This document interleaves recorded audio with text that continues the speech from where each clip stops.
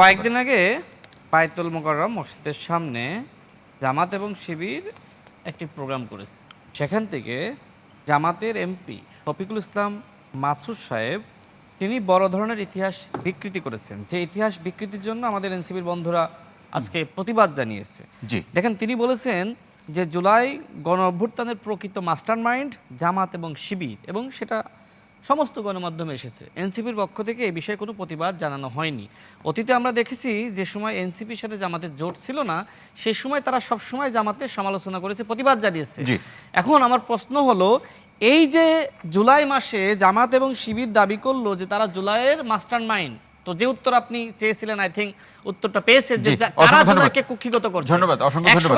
এই লাইনটা শেষ করি। এক সময় শহীদ উসমান হাদি এনসিপির 3টা অপরাধ চিহ্নিত করেছিল। এর মধ্যে 1 নম্বর অপরাধ হলো যে এনসিপি আওয়ামী লীগের ন্যায় আসলে জুলাইকে কুক্ষিগত করেছে। এখন আমরা লক্ষ্য করছি যে জামাত ইসলাম নিজেই জুলাইকে কুক্ষিগত করছে এবং নিজেদেরকে মাস্টারমাইন্ড দাবি করছে।